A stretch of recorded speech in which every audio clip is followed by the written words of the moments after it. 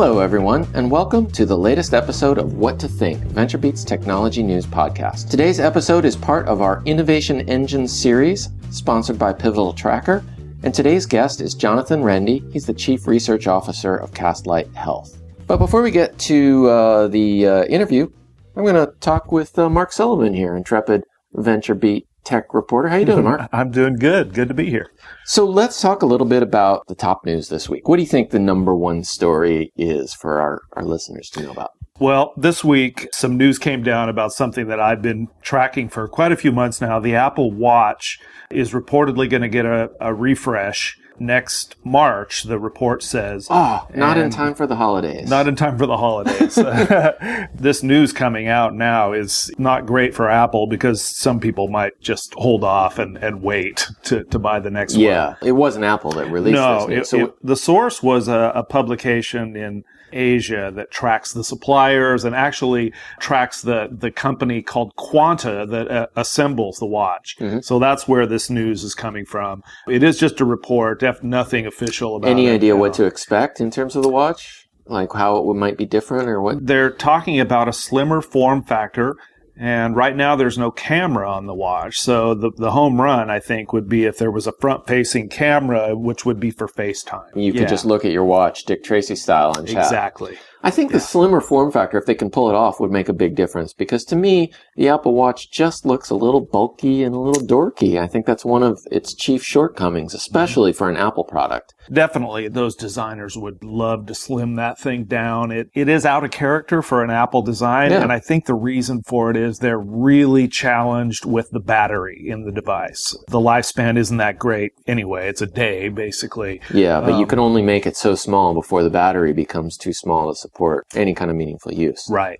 I notice you're not wearing your Apple Watch anymore. What happened to that, Mark? Well, in a nutshell, I didn't like it so much because I felt that it was tethered to my phone too much. And that's something that they're also going to really be working on, is trying to divorce more features in the watch from the phone. I think that might make sense. We probably won't know anything official until Apple is good and ready to tell us, which will be sometime next year. But in the meantime, we'll keep an eye on the news. Yeah. The next news item I wanted to talk about, and this is holiday related, because it has to do with kids' toys, particularly smart, connected kids' toys. There have been a couple of disturbing cases of toys getting hacked. First of all, a couple of weeks ago, there was a report about toys made by VTech, which made some learning tools and kind of interactive reader type things. And apparently they used just really crummy security on their website. So it was very easy to get in through a commonly used technique known as SQL injection and get all kinds of data, not just about kids, but about their ages. You could get their pictures. Hackers would be able to make connections between the children and their parents credit cards. I mean, this is like really terrifying levels of detail that God knows a kidnapper or extortionist of some kind could make all kinds of hay with. Yeah, it's surprising, and I would never have thought of this, but actually these profiles on kids are highly coveted by hackers. They say that it's like a clean slate. They have no credit history. You know, I think they start these profiles with a name and a picture and whatever they can get, and then maybe try to assemble or add a social security number later on. But I read in this story that to hackers, a child's profile is worth $40 and an adult's profile is worth only $20. That's truly terrifying. Now, this wasn't the only toy, because there was an interactive Barbie that got hacked too. Yeah, that's even weirder. It's Wi-Fi connected, as many toys are these days, and it also has a microphone in it. This company demonstrated that you can hack this thing pretty easily and listen through the microphone, so you can hear what's going on in the room. In the child's room, wherever the Barbie is. Right, and you know, who knows what people would do with that, but it's just scary. That is very spooky. Yeah. Well, so these are two different kinds of hacks. I think we should be clear to the readers or the listeners. One is a demonstration of a security vulnerability in Hello Barbie tools. And then the other one was an actual hack of VTech's website where a bunch of data got sucked off of millions and millions of customer and children's records and published in a form where anybody can access it. Yeah. My kids are definitely too old for Barbie and probably too old for anything VTech makes. They're already on the kind of iPhone and iPad stage, which has its own host of issues. But at least I feel like I've got a good grasp on what kind of information they're putting out there, and we take pains to educate them about not telling anybody or filling out any forms or anything that have your address on it and things like that.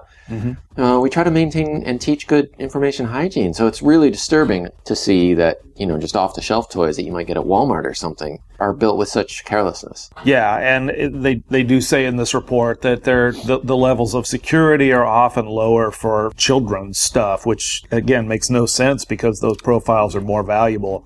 So, yeah, really scary. It just recently happened to me. I did business with a company where I bought something online, and I just got a letter saying that my data had been exposed, and so I'm at risk.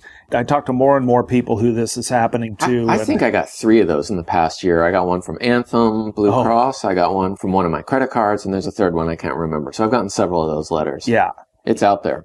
All right, moving on. Let's talk about ad blocking. Surprisingly, a still lively topic several months after iOS 9 came out and kicked off the topic with its built-in tools to allow developers to create versions of the browser that block ads. Now it looks like Firefox is going to do the same thing, also on iOS 9. Yeah, the focus of this app is a little bit different than ad blockers. There is a certain amount of And ironically, it's also called Focus, the app.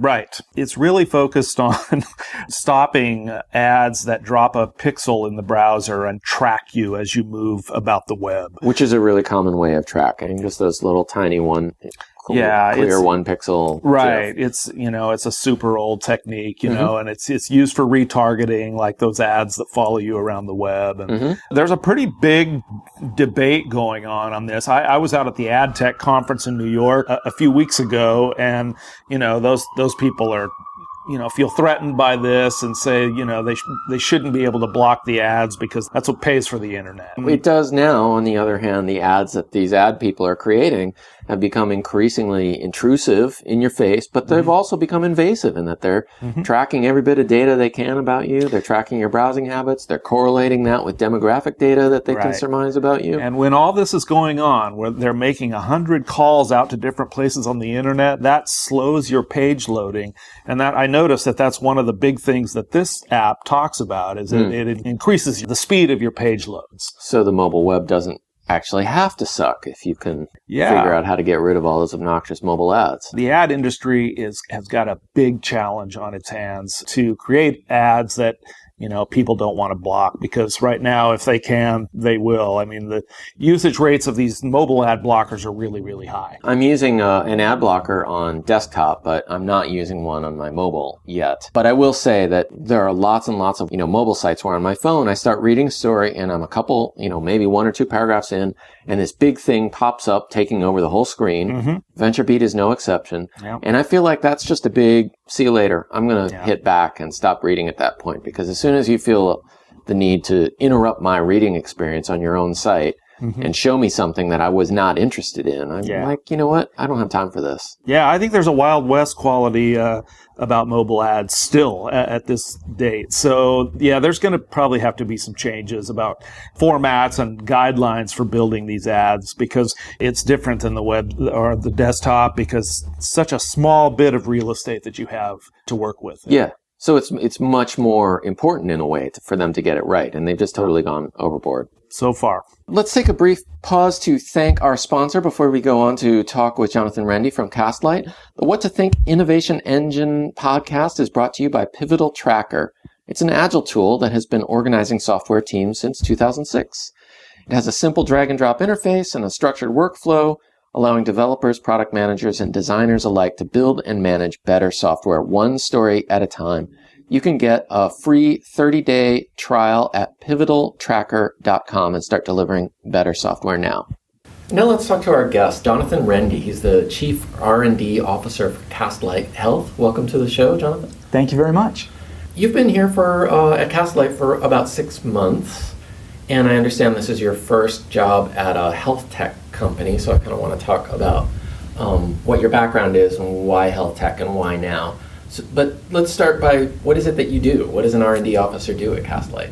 So I'm responsible today for all of our engineering organization. That's all the research and development that goes on in our products. I'm also responsible for our product team, which is inclusive of product management, the people who are defining the strategy of what we're going to build and defining what those products are. Product marketing, which is how we communicate that to the rest of the world, and also a couple of other interesting organizations. We have an entire team of data scientists that work and mine all the data we have for our customers. We call that our strategic analytics team, part of the genesis for some of the products that we've recently released and announced. And then a fourth team, think of them as a marketing organization. Whenever a customer buys the Castlight platform, they have to launch that internally. So we call that the user growth organization. They help employers launch the platform internally to their employees. So 4 very different groups, but related all the same. Okay. Now, I think of Castlight as kind of a data-centric company, right? Because what you do is collect data on healthcare providers, healthcare costs, procedures, things like that. Is that a fair description? I mean, I know it's very simplified, but is that a fair description of what Castlight does? Yeah, I think from a kind of anatomical description of what we do, we pull in all the data from historical sources like claims, pricing, eligibility information, the demographics of the people in these organizations. We pull all that together to create an experience for employees of companies so that they can make better healthcare decisions. They can choose the right providers and services that make sense to them.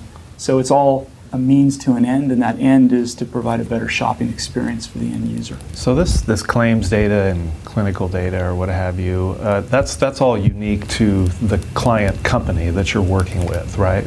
It's not from other sources. All of that information comes from carriers, the insurance companies. They maintain and manage all this information, but that also has to be related to the different plans that each of the employees are on, and then that has to relate to each of the individuals. So you have the demographics, and then you have the plans that they belong to, and then the services that get paid by those plans. So all of that comes from the carriers or the insurance companies themselves. Okay, and your customers are companies who want to use that data to reduce their cost of healthcare and their cost of insurance? That's right. I think one of the biggest trends that's been happening over the past 3, 4, 5 years is healthcare costs, as everyone knows, keeps going up 5 to 7% a year. Historically, if you look at most companies, they've had really rich benefit plans, meaning everything was covered. 5, 10, 15 years ago, you never had to make choices because everything was covered no matter which doctor you went to. Then things started showing up like HMOs and PPOs and these different options that you needed. Still, the companies were continuing to pay a huge bill to the carriers for providing those all-inclusive plans. Well, the recent trend over the last couple of years has been to move towards to be self-insured, or what's called a high-deductible healthcare plan, where the cost is actually being shifted from the employer more onto the employee. Yes. And that's a better way for the employer to manage, but then it puts a responsibility on the employee to make decisions over what they want, what services, and how they choose it. Just making that decision is one thing, but it's tough to make a decision like that and not provide some way for an organization, for the employees of an organization to actually shop and compare. The analogy is, if you didn't know anything about restaurants in an area, and you didn't have something like Yelp, that gives you an opportunity to visualize and see the prices, to see the menu items, to see all these things in a particular community. Very basic analogy, but in a similar way, that's really what we're doing for healthcare. Well, it's even worse with healthcare, though, because, I mean, you don't have Yelp, but you also don't even have menus, right? You don't have reviews of restaurants, but it's like going into a restaurant and they're like, you need the steak, sorry. That's all you need right now. We're not going to tell you what it costs. It's definitely even more complex. It's not like just choosing a restaurant and a menu item. So absolutely. So there's an incredible lack of transparency, which I think is one of the reasons that Castlight is so interesting, because you do sit on top of a lot of data. And use that. As it turns out, the choice of providers or referrals that get made, and the choice of the doctors that actually do some of these procedures can make a huge impact on the future health of the person and the cost that person brings to the system in the future. That's right. And you've got so many players different than the simple example of Yelp. You've got the people who pay, you've got the people who insure, you've got the consumers, you've also got the providers. And they're all different constituents. So organizing that in a way that a consumer can digest it all and make decisions is no simple answer. What role does R&D play in Castlight? I mean, you mentioned some of the data analytics and product stuff, which I think is fairly straightforward, but what is... Engineering and what we do in this part of the organization is to build the platform, to build the products, to deliver on them, but also working in coordination with the product organization. We have to define what we're doing and define what the products are and the requirements and really hit the pain points that our customers care about, that will be compelling for them to buy such a solution in an area where traditionally they haven't even had one before. Mm-hmm. And to me, when I think of the market as a whole, Castlight pioneered the space of transparency. Transparency now exists because of Castlight and what we've done to expose both price and quality from a healthcare perspective to employees. I think that's only step one. There are an awful lot of options now for transparency, and that's what we've done, and I believe we do the best at that of any alternatives. But that's only step one of a many-step process and step solution that's really critical for organizations to ultimately make the best use of their health plan benefits and get their employees engaged to use all those benefits. Now, you mentioned a word that made my ears perk up, which was platform, working on the Castlight platform. Is this something that's extensible that other companies or other data or other applications can plug into? Or do you mean the platform that you're building your own products on top of? Yes and yes. Okay. I think at least two yeses from what you said. Okay. We've built, and what we deliver and continue to enhance and make sure our customers use is a SaaS platform that we run in our cloud, highly secure, PHI, PII, HIPAA compliant, all those kind of things, since we're dealing with incredibly sensitive personal information. Is it a PMPM? It is. Just to add to that. It is.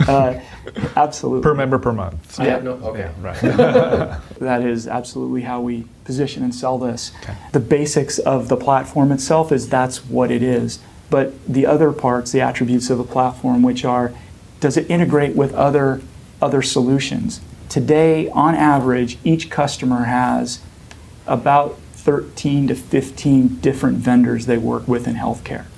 So one of the requirements that a platform, if indeed it is that, has to do is to help bring those solutions together. Imagine how complicated healthcare is to an employee to begin with if you have to sort through 13 to 15 different solutions to get the care and the services that you need. So part of it is that we deliver a SaaS service. Part of it is that we help bring all of those different services and create a single view to employees of an organization. Can you explain what you mean by different services? Would those be like different insurance providers that I could choose from, or is this something else? Yeah, what I mean by different services is at the beginning of every year, every leader of a healthcare organization, the benefit leaders or the total rewards, sometimes this category, this owner is called, they'll sit back and they'll spend millions of dollars in the planning and preparation for all the different services offerings, so to speak, of healthcare that they want to offer to their employees. And typically they'll not only work within their teams to create that plan, but then they'll also work with benefit consultants, outside consultancies who will come in and look at, this is the demographics of your population. It seems like it would be better if we put together 3 or 4 different options that you would offer to your employee base. Well, they put all this time pulling this together, and this can span medical, it will span dental, it'll span pharmaceutical, optical, wellness programs, behavioral health, all of these different areas that are important to provide to employees. And then they need to put that plan in a way that they can communicate during a period that's always called open enrollment, and then make sure that once that year starts, everybody actually uses those services that they paid all this money to. It's a big set of steps they need to do, and most importantly, and the toughest one, is once that plan is in place and they've spent all that money for the year, how do they actually know that people are going to use the services in the right way and get the benefit of those services that they've spent time putting in place? And that's no easy task to get people to understand. Does that make sense? Yeah, I think it sounds like you're providing an interface for people to access all these things. Yeah, the platform itself is education, awareness, transparency, and a way to help individuals find the services they need when they need it. Okay. All those players you just mentioned, the whole menu of things that people can choose from, do you have integrations with all of those, like a third-party health and wellness program or something like that? How does the data flow back and forth? We do. Today we have over 40 integrations with different vendors in the space so that their programs and services can be a seamless part of what we deliver. And what we deliver, again, is a couple of things. It's a means to shop and find the best options that are within a particular plan that an employee has chosen, so within network, as we say. We also provide a way to centralize all the information that's important for a particular employee. How many times have you been out away from the house, something happens to you or a loved one in your family, and you need to have all your basic insurance information that will cover medical or pharmacy, and you don't have it. So we provide a single location to have all that information at your fingertips at all times. If you'd like to research, once you go to a primary care physician and maybe there's some condition you have and you go to a specialist and you want more information on that, some people will just go to Google and search on different content to educate themselves about a condition or about treatments. We actually build that into the platform as well, but we do so in a way that overlaps with your healthcare plan. So it's not information for information's sake. It's actually related to your health plan that you have, which is really important for people to understand when it gets to cost and out-of-pocket expense. So how does that look on the screen if I'm an employee? It's a beautiful experience. Of course. In all honesty, we spend an awful lot of time making as elegant a user experience as possible. We view end users or employees of an organization as healthcare consumers. They are consumers. The expectation of consumers of either desktop applications and even more increasingly mobile apps is that it's a beautiful, elegant experience.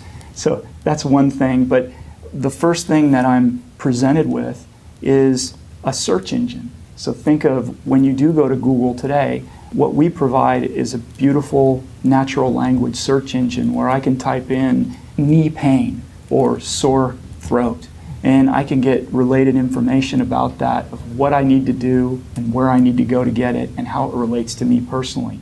But we provide other information too. I mentioned before, what's really critical to get people to use a platform is that it be personalized to them.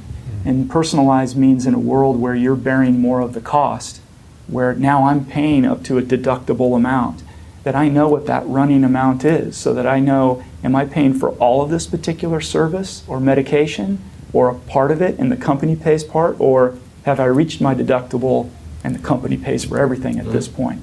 So we create a means, a very simple interface to search, to understand where I am in my health plan status, to understand what are the most relevant topics to me, and increasingly how to push information to individuals in a proactive manner to help them from a wellness perspective make better choices even before they're in an immediate need to maybe have a particular surgery. Based on their search terms and what they're asking about, do you surface provider suggestions or content like that? Or? The basic foundation of what we do is there are a broad range of services that someone would search on. There are commodity type of services, such as buying a generic drug or looking for the best way to treat a sore throat. There are also the other end of the spectrum, really complicated, high-end type of events that require much different kind of characteristics of how you would evaluate what to use, like a heart condition, something that's very different from a commodity service. So the way our search works, which is something that, again, we've learned over the years, is for commodity services, even though there's price variation, we'll always put by default, even though this can be filtered on, we'll rate by price, and then quality is next to that. When it's a real dramatic event, something much more important than a common cold, we'll always rate by top quality first with price second. So we do that automatically. Of course, by the user, you can filter on whatever you want, but those are some of the ways in which we try to always present the information. You had a long career in enterprise tech, and HP software for a long time before doing a couple other things and then coming here. Why did you make the jump to health tech? And what's your thinking behind that? You know, I think everybody gets into a point in their career where they've had successes, they've had failures, they've learned a lot from both. What I'd found is being in the market I was in allowed me to really understand a lot of the core building blocks of big data, of analytics, of real-time information that's flowing, of how to build engaging applications about mobility. When I look at my background, it's been able to create a foundation for all of those pieces. But I think, again, everybody gets to a point in their career where at some juncture you're like, and for what? You want to do something more meaningful. Yeah, a little bit more meaningful than just build the next great mobile app because it's a great mobile app. So I was presented with a unique opportunity from a former colleague of mine who now runs our sales organization and introduced me to our CEO, Gio Kaloa. And he had the vision for Castlight. He's our CEO, our founder. It's as much about what we provide and value we deliver as a business as the mission of helping fix healthcare. And it just struck a real chord with me talking to him. He's a board certified physician. He really cares about the space. He cares about our customers.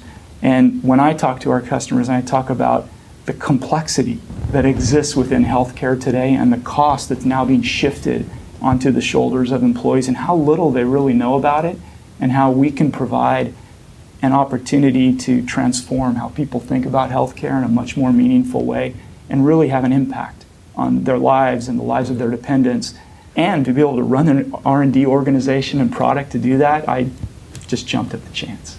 Well, let me ask you something about health tech more generally, because I think a lot of us, a couple of years ago, looked at Castlight and companies like it with an immense amount of hope, right? Because we've got Obamacare coming online and the push to digitize all these healthcare records, and that combined with this enormous lack of transparency in the health market, it seemed sort of a no-brainer that not just Castlight, but many other companies would quickly be coming online to sort of rationalize and digitize and interconnect healthcare and do for healthcare what happened in enterprise IT 15 years ago, right? Which was they discovered the internet and they sort of transformed around a whole new architecture. It hasn't quite happened like that, right? Progress has been slower. I mean, I'm not asking you to account for Castlight's stock, but it's not been great. Investors aren't really sold on it, right? So there's a sense, I think, that health tech maybe it's harder to pull off than we thought. And I'm not asking about Castlight specifically, but about the whole sector. It seems like there's sort of an unfulfilled promise there. It's an excellent question, and the reason why I think the market is evolving like it is due to a couple factors. First, you have very different dynamics than you have in the general tech sector. And the first and the biggest dynamic that's different is that the data originates and sits in all of the different carriers. All of us who are providing a technology solution to that work with the payers and the carriers who maintain all of this information. So unlike So that's not a tech issue. They just own the data, and it's up to them to decide whether they want to share it. That's right. While we have an incredible customer base, 190 plus customers today, household names, both in enterprise and in mid-market, what I would say is without their help to encourage the carriers to expose the data to us, we wouldn't be where we are today. Mm-hmm. And there's been so much in our healthcare system built over the last 50 years. When our healthcare system was put in place 50 years ago, it was a fantastic system. It didn't evolve with the times. Right. However, a lot of infrastructure has been built up over that time, and a lot of standards or lack of standards have evolved over that time. So now enter 5 years ago, Castlight and many other companies into this space, and we're trying to pull that data in, has no common format. It's a relationship that you continue to build over time and trust that you continue to build over time with all of these carriers, all for the benefit of the employers and the employees, the consumers of those employers. So the short answer is it's been slow in one sense because the infrastructure is so entrenched and the systems are so entrenched. That said, there is meaningful change happening. Not only are we making progress, but also the carriers, the payers themselves understand where the world is going, to greater transparency, to making better decisions, to providing better services from a wellness perspective. Because that's happening, along with some of the regulations that you referenced before, change is happening. I don't think it's going to be the one particular event that changes overnight, but it is marching. And it's increasing in its acceleration right now. I mean, does that demonstrate itself when you look at the cost of X procedure in the United States versus the same procedure in Sweden? We know there's a huge gap there. Are you saying it's getting smaller? I'm not saying it's getting smaller today, but the way that people are becoming more educated, and with the number of people that now have access to healthcare, and the cost being shifted onto employers, it's forcing a different reality. And that different reality is then creating the impact of change. So because of some of the regulations, because of the availability of healthcare now in the US, it will eventually get there. But it's slow in getting there because the system is so layered in many ways. I'll give you a simple example. One of the easiest ways in which people always believe you can reduce healthcare costs is to reduce or lower the amount of emergency room visits that are unnecessary. A lot of people, when they first get healthcare, that's the first thing they think about, not getting a primary care physician who learns their history that they go to and becomes more efficient over time at understanding their background and prescribing the right services for them. And preventative care. And preventative care. Yeah, right. The easiest, simplest thing to do is go to the emergency room. That's a really complex problem to solve.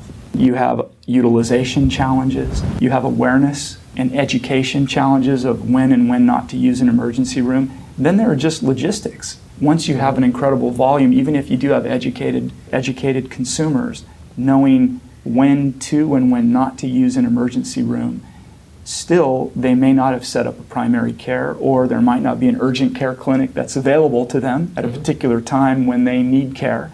So there are a lot of nuances and variables along the way that make what seems to be a very simple way to reduce healthcare costs not such an easy solution. Now, technology helps, and the vision of Castlight has been, by providing and integrating technology as a part of this, we can direct services, care, preventive information to the consumers, not just when they need it most in a time of need, but educate them over time so that they know what right decisions to make long in advance of a particular event that takes place. That's really where the benefit is. And again, long-winded answer, but the progress that we are making to me is unmistakable. And the industry is moving in the right direction. It may not be as fast as some people believed, and it's not like the tech world where things change overnight, but it's definitely moving and it's definitely accelerating. That scenario you mentioned where somebody is, I'm an employee of a company that uses Castlight and I've got chest pain and I'm thinking about going to the ER. Are you getting involved in that scenario? Are you saying go to urgent care, don't go to ER? We absolutely are. So if you think for a moment about you as an individual when something like this happens, one, we provide access so that you can immediately look up and find information that's related to you. But a lot of times when you're feeling chest pain at a particular time of the day, you're not going to take the time to go search online. You're just going to rush off as an individual to the emergency room. Knowing that if you ahead of time set up what urgent care is, what the hospital near you is, what your primary care physician is, in the palm of your hand, you can have all the information you need to know. Do I go to the emergency room? Can I go to urgent care? What are the options available to me with all of my healthcare information with me, so that I'm not scrambling around the house to find information and then rushing off to just one option. So we really provide a portal, if you will, into all the information that's needed that you carry around with you at all times. We are almost out of time, but I'd love to ask you, since you say that the health tech transformation is happening, slower than expected, but it's definitely happening. If you were talking to entrepreneurs who were interested in, disrupting some sector of the market, what do you think is most promising direction for startups to look?